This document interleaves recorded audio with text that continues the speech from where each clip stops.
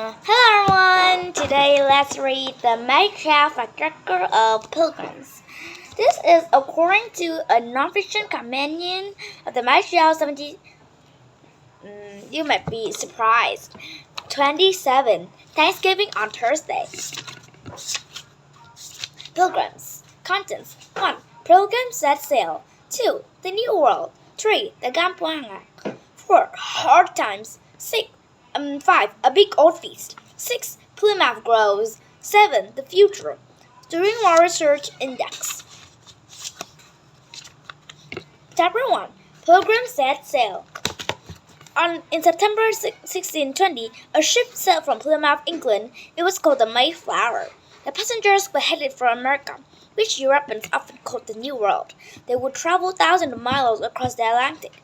This voyage was long and dangerous, but it was a special trip. These people were leaving England to begin new lives. Why would anyone undertake this hard journey? The people on board had different reasons. Some left because they had separated from the Church of England. They are called separatists. The separatists wanted to worship their own way. The king was the head of the English church. He would not give his freedom.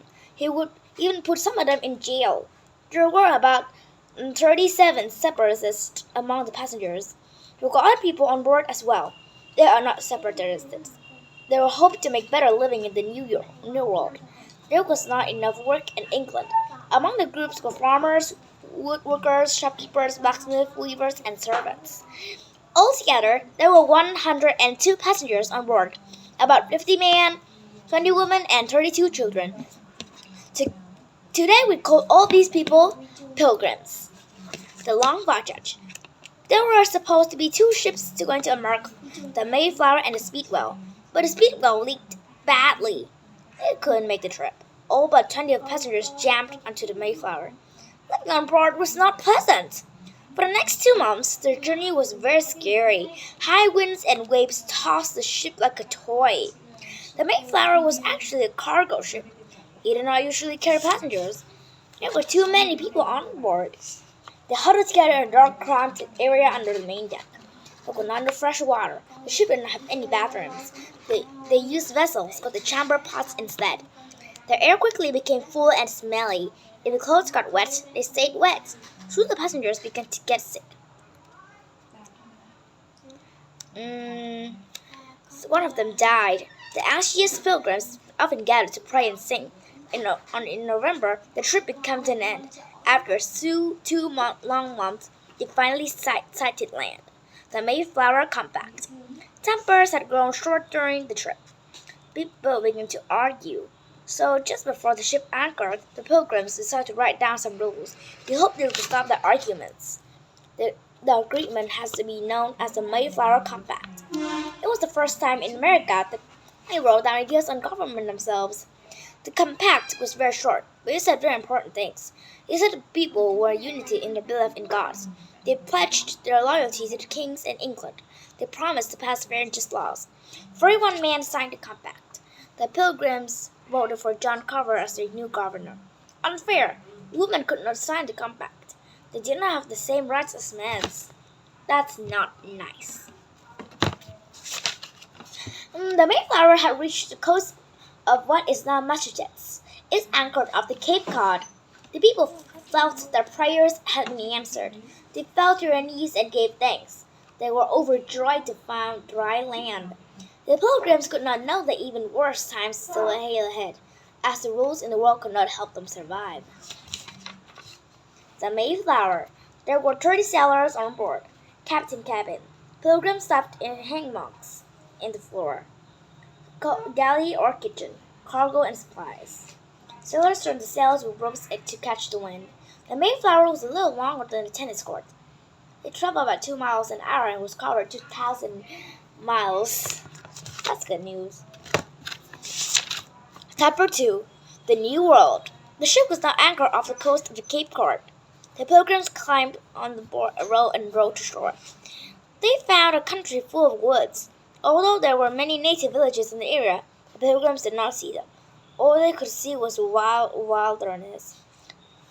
Once on shore, they wouldn't pull out their washing tubs. They washed or cold all day. The children were free to run and play, and the men began making plans to explore, either find fresh water. They were eager to find a good place to live and plant crops. Exploring Cape Cod, a soldier named Miles Standish was chosen to lead the explorers.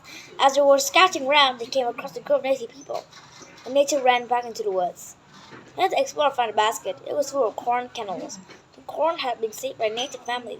Miles and his men thought good if they were planted. They took it and planned to replace it or pay it for it later. Exploration continued on the Cape. The pilgrim could not agree on a good spot to settle. The weather got colder. Winter was setting in. People began to get sick. They were running out of food. The pilgrims stole more from the native people. The natives were wary and often ran away when they carried some and they arrived. Some pilgrims felt bad about the stealing. Later, they tried to replace some things they had stolen. The pilgrims decided that Cape Cod was not a good spot. The water on the Cape was too shallow. The ship could not anchor close enough to land and unload supplies. The pilgrims were like too many native people. They also worried about having enough fresh water. They decided to look elsewhere. Master Jones' map. The Mayflower's master, Christopher Johns, had maps of the coastline. They were made by a man called John Smith. He was the leader of a group who had settled in Jameson, Virginia. This is John Smith's map of England. Plymouth. In December, several men set in a small boat called the Shallop. They were looking for a place one of them had seen before. A storm whipped up. Winds and tides carried the boat toward shore. The men found themselves in a good harbor. This was the spot they were searching for. Plymouth Rock. This is a legend that the pilgrims first stepped onto a certain rock where they landed. The rock actually exists. This is called Plymouth Rock. Today, many people believe the legend of Plymouth Rock, but experts are not positive that the story is true.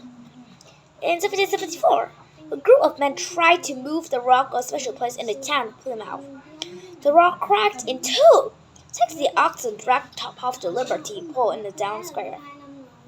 In 1834, they moved again, this time to Museum Plymouth, called the Pilgrim Hall, and the rock was moved several more times. Today it was sit near the water on top, centimeter at the bottom. Over the year, people had chipped away at the Plymouth Rock. Everyone wanted to take a piece for themselves. Chapter 3. The Wampanoag. When Captain John Smith first explored the coast of New England, he saw fields and houses. These belonged to native people. Today we know them as Wampang Nation. This means people of the first flight, or people of the East. They were hunters, gatherers, farmers, and fishermen. The Wampanoag had lived in New England for over 12,000 years. In the early part of the 16th, there were about 50,000 Wampanoag living in the 69 villages. Wampanoag government. When the pilgrims arrived, about half the Wampanoag had died of disease, and that was not good. Punch myself. Each Wampanoag group has its own leader called the Sachem. The Sachem was not like a king. He led because of his ability in his family. The Sachem worked like everyone else. He was there to listen and advise to make decisions. But Wampanoag did not have the written rules. Instead, they had traditions. They followed for many years. All the different groups met. They discussed their problems. Then they voted a solution. Discussions of the construct the hunting grounds. Each family had its own land for hunting. These lands passed from fathers to sons. Protecting the hunting ground was very important to them. Wampanoag villages. The Wampanoag built long houses for meetings. Families lived in round houses made from reed mats or bark. They were called wetas. Wetas had holes in the roofs. Smoke from cooking fires escaped through the opening. Building a wetu. Villages usually had fields around them. The Wampanoag grew pumpkins, corn, squash, melons, and sunflowers, and beans. After the harvest, they stored the best seeds for the next year's crop. Summer was growing season. Families moved close to the shore. They planted crops on nearby fields. They also fished and dug clams. In the fall, everyone moved inland. This was time to hunt deer and bear, to fish, cutting holes, strip the ice ponds on the lakes. Clothing. The Wampanoag wore clothes made from animal skin, usually deer skin. They often wore bone or shell necklace. They were usually used to make headpieces. In warm weather, they were barefoot or wore Light deerskin shoes called the moccasins. Winter moccasins were covered with fur. Celebrations. The Wampum people give thanks every day, but every year there is a special celebration with Thanksgiving to Nikamal. It was held in December. During this time, the Wampum gave away goods to those in need. They danced, ate, played games, and sang a lot. One pilgrim wrote that when he passed the village at night, he could hear them singing themselves to sleep. There are still Wampum people in New England today. They celebrate Nikamal just as they did so long ago. Wampum children. Wampum children lived active lives. Boys practiced shooting with small bows and arrows. When they were old enough, they hunted and fished with their father. Girls practiced making pottery, sewing, and weaving. Those had helped their mothers in gardens around home. Oh, that was good.